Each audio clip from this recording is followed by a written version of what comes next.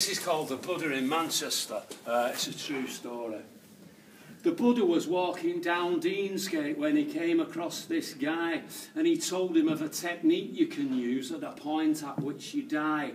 You intone some sacred syllables, and instead of them being dead, your consciousness will simply leave through a point at the top of your head.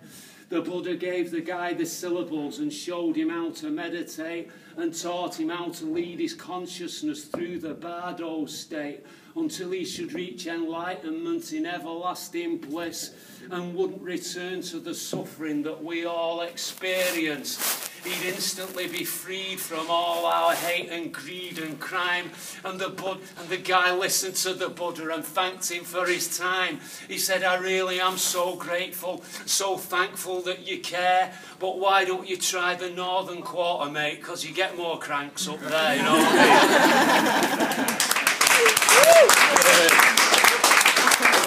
Yeah, true story. This next poem was inspired by a word I came across. I read this word, murine, a brilliant word. I looked it up and it means mouse-like, and it instantly reminded me of this bloke that I used to work for when I very first left school. So it's about him. It's called Little Tommy Tittlemouse. The poem kind of represents my first altercation with authority in a lifetime that's been peppered with altercations with authority. This was the first one, really. Am I spitting on you? It's my family at the front. It's a good job, isn't it? It's the only spot here where you can maximise the light so I can see my poems. Anyway, Little Tommy Tittlemouse. Little Tommy Tittlemouse was the manager of a big warehouse. He'd scurry about in a murine way while his workers grafted every day. Then at night he'd drive quite far away to his cosy home where he lived with his family. And he'd witter on about his busy day while his little wife hurried with his tea tray. And he'd sit with it on his knee while his children played in front of the TV. And after that he'd have a nice cup of tea and read for a while, then clean his teeth and settle down in his comfy bed with dreams of his warehouse in his head.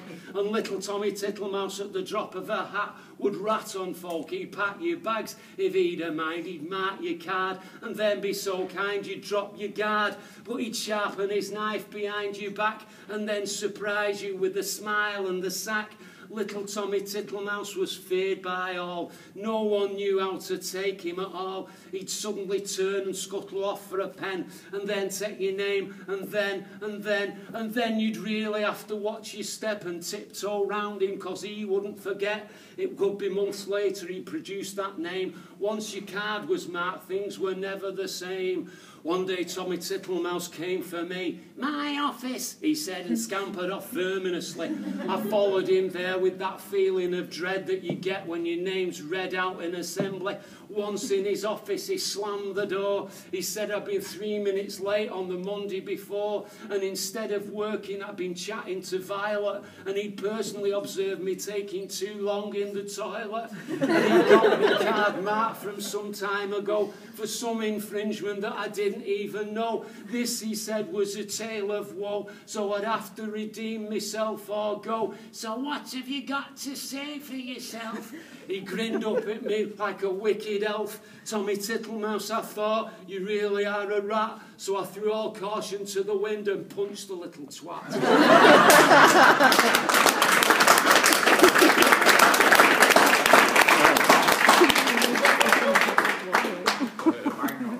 Yeah, right. Came up here about two years ago. I retired from the NHS. I'd worked something like 35 years in the NHS in mental health, and it was mashing me. I had to get away from it. Not from the job, from the awful, evil, psychopathic monsters that run the NHS these days, really. They were mashing me. The discrepancy. The what? The discrepancy. The discrepancy? Who said discrepancy? What sort of fucking audience is this? I want you to... I'll explain it to you. I was going crazy in the NHS, and I thought, I need to just get away from it, so I retired. Now I just want to go to Cumbria. I want to retire to Cumbria and live in a cave and write poetry. So we came here about 2 years ago. I don't live in a cave. We got like a nice dormer bungalow. But when I first came here, I spent quite a bit of time watching, just chilling out by the River Loon. This poem's about the Loon, and I'd watched its course from where it sort of rises in the Cumbrian fells, and it twists through Cumbria, through Lancashire, and then through the city of Lancaster and estuaries into the Irish Sea. And it kind of struck me as I was sitting there one day that what we do historically is civilization grows up along the course of rivers, and what we do is we subject the beautiful river to all the horrible things that humans do to each other. So I wrote this. This is called Pity the Loon. Rain falls pure from the heavens on the fell where ravens hail, and gathers as the River Loon in Ravenstone Dale. Then laughs and trills in falls and rills, and innocently glides towards the foot of Borrowdale, where Romans killed or compromised. Then youthful and exuberant, gorging mountains downward flows, where trains dash and cars crash, and every day bloody the roads. But pretty lies the prospect of green Lonsdale past the kirk, and underneath the bridge that lies where Christians did the devil's work. Then hesitant and faltering, unsure of what's to come, twists and turns to plot a course back home, drawn away inexorably westwards to the sea, and crooked destiny now leads and creeps inevitably into the town where black clouds hung, and righteous hymns to him were sung, whilst all the time his traps were sprung on Gallows Hill where witches swung, a town where beggars still doss down in the dark in the municipal park, deserted and doomed, down past the quayside where slaves festooned with chains in pain stood marooned in their new home, lost and alone, never to return to Sierra Leone. Leave them all alone and rush down to the strand, to the wet sand where plovers land, and flee far out into the Irish Sea, and bathe in equanimity and drown far, far away from people and towns. Thank you.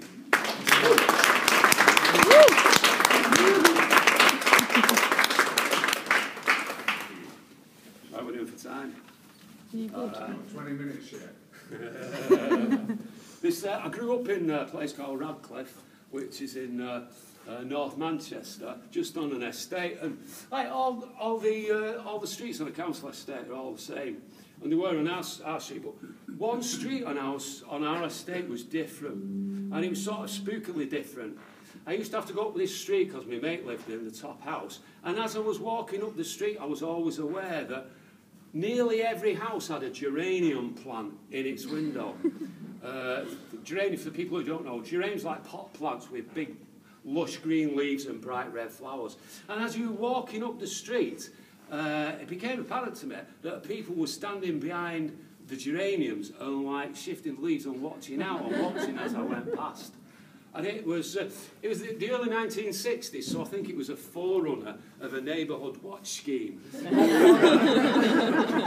a young child, it was quite unnerving. Anyway, I called for my mate at the top house, and he'd come out, and we walked back down the street, and the same would happen. Both sides of the street, you'd see the geranium plants rustling, and people looking out. And we'd get off the street, and I'd say to him, "This is a weird street, man. People looking at you from behind flowers." And he used to say to me, "It's a normal street, it's you that's fucking weird, there's nothing happening." But it wasn't me that was weird. This is the proof. It's called Geranium Windows. Starts off with a chorus, it's a bit left field, really. Geranium windows, what does that mean? Look out! There's nothing happening, it's only the wind blowing. Keep an eye on it, geranium windows, they're spying on me. You can't be too careful with the kids round here. You've got to keep a lookout. Some of them look queer. They take liberties, they take the piss, they just don't care. You just don't know what's going on out there. They might kick a ball against your wall or swing on your gate with no conscience at all. They're like rats, they're like pigeons, they're vermin, they're pests. So get out on the streets and make a citizen's arrest. You give them an inch and they think they're a ruler. It's the parents to blame, or the TV, or the school, or the teachers, or society for having no rules, and they think they know it all, and they treat us like fools. They could sit smoking on the bonnet of your car, or stand there smirking. That's going too far. They should be doing bobber job or playing in the park. Just do the bloody hell. Do they think they bloody are? Geranium windows. What does that mean? Look out. There's nothing happening, it's only the wind blowing. Keep an eye on it, geranium windows are spying on me. You try to keep your house nice, there's nothing wrong with it. Then one day your doorstep's covered in dog shit. There's someone on the rampage with a pea shooter. All the ties have been let down on your mobility scooter. Walk through your geraniums at the night time. They don't stop after dark. It's more like the right time for mischief to start, when the teenagers meet and start kissing and spitting at the end of the street. They could be taking items off your washing line, like your underpants. They've nothing else to do with the time. Or they make an indentation when you've just cut your privets, and that's a piss take, and it's not right, is it? They could knock on your door and run away. They could find out your name and shout it every day. Mrs. Noggers, are you coming out to play? Yes, my name's Mrs. Noggers. Do you think that's funny, eh? Sounds like Tommy Tittlemouse. Probably related. So. Geranium windows. What does that mean? Look out. There's nothing happening. It's just the wind blowing. We'll keep an eye on it. Geranium windows are spying on me. Mrs. Noggers caught someone the other day. It was nearly tea time and she'd fancied some hake. She just put her bag down when she got home from the fish shop, when she spotted a young man that was acting suspicious. That's, you can rhyme fish shop with suspicious these days.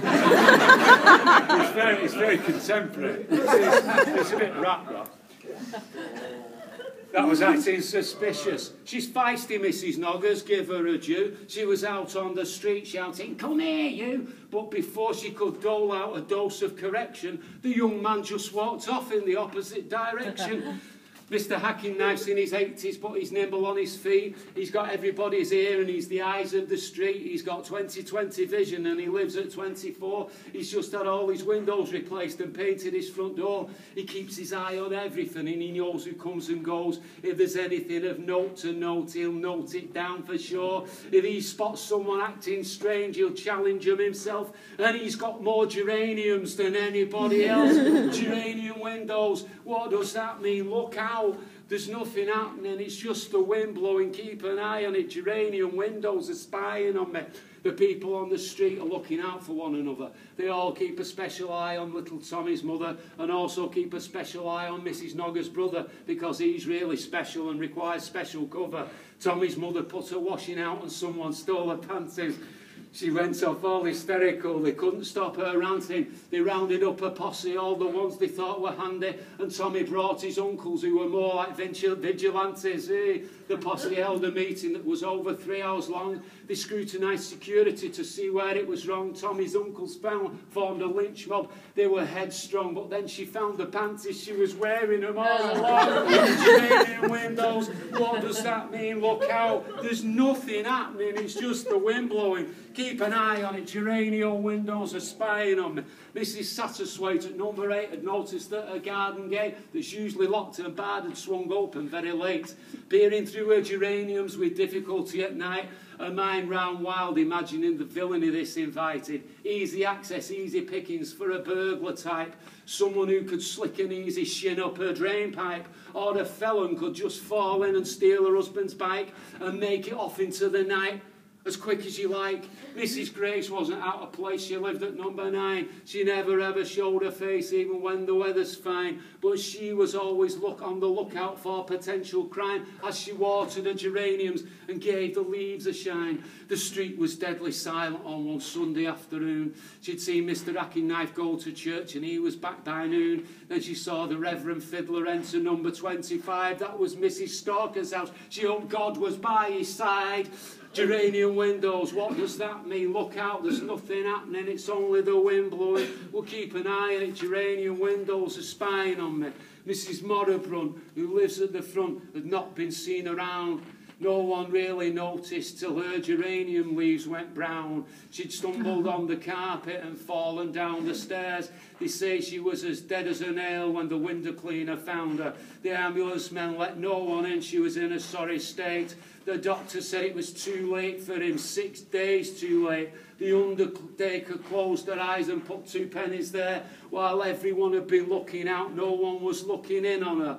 Mr. Potts, the bachelor, he kept funny hours. He kept himself to himself. He didn't have any geranium flowers. He never bothered anyone and no one bothered him. And come to think of it recently, he hadn't been seen. Apparently he'd killed himself. He couldn't pay the rates. The doctor said it was too late for him. 9 weeks too late. When you hide behind geraniums, some things go unseen. Like you can't see your next door neighbour swinging from a beam. Poor Sarah Thickbroom was a simple single mum. She'd sort of moved in under a cloud and no one knew where from. No one saw much of her, but you could hear the baby crying and the shouting and the swearing and her frantically trying to calm him down without know-how. And despite all of their spying, no one saw her turn the gas on and no one saw them lying on the floor in each other's arms and innocently smiling. The doctor said it was too late for him to stop them both from dying. Geranium windows, what does that mean? Look out, there's nothing happening, it's just the wind blowing. We'll keep an eye on it. Geranium windows are spying on me, spying on me, spying on me. So.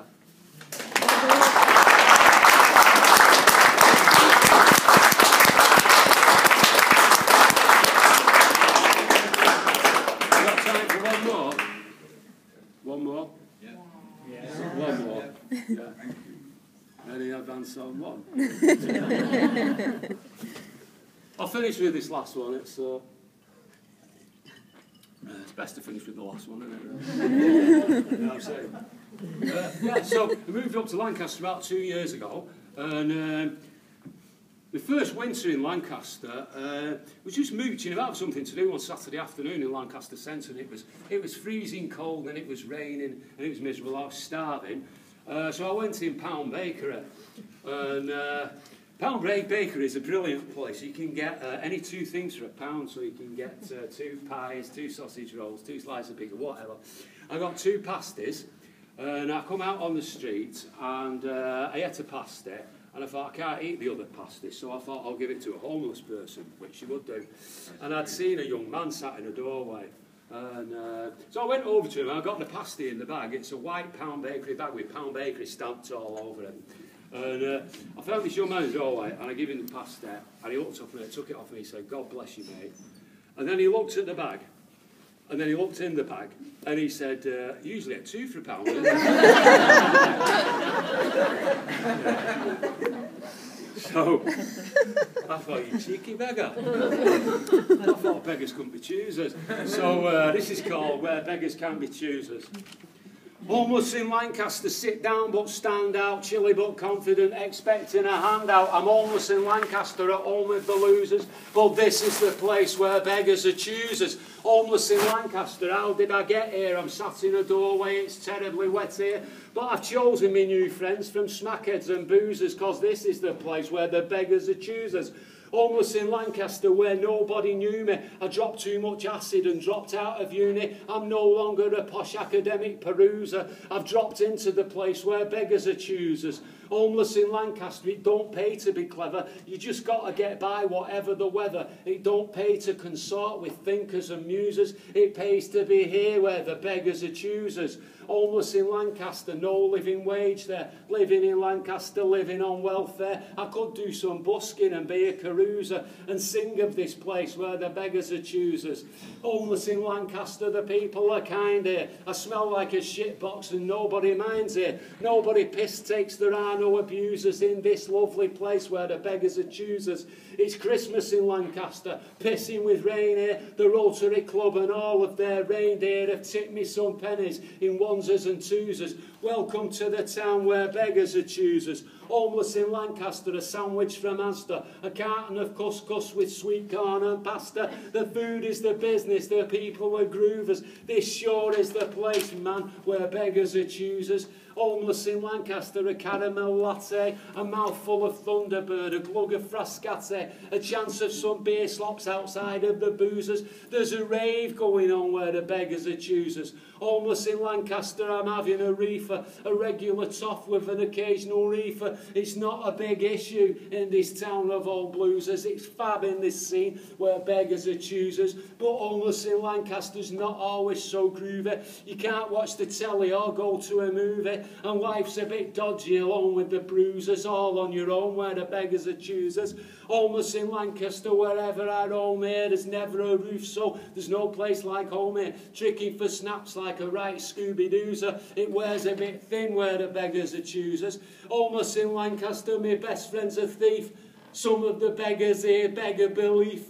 I can't call the coppers, so what can I do, sir? The choices aren't easy where beggars are choosers. Homeless in Lancaster, the black loon is flowing down to the quayside where the looners are going, dossing down in the dark where the dogs do their doozers. I'm beginning to wonder if beggars are choosers. Homeless in Lancaster, I'm down on my uppers. My defences are down and I'm singing for supper. A nice man and lady call me a nuisance, and it hurts in the place where beggars are choosers. Homeless in Lancaster, any chance of a bob, sir? Just give us a drink, mate. I can't do a job, sir. I'm seeing pink fairies and crazy voodooers. It's scary, this place where beggars are choosers.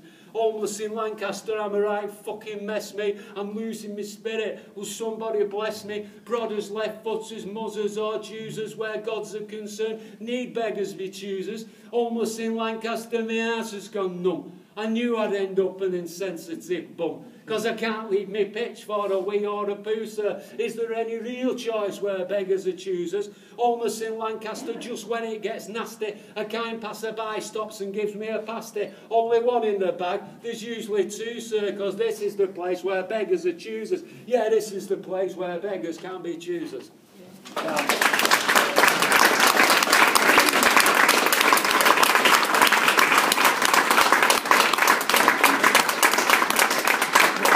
Yeah.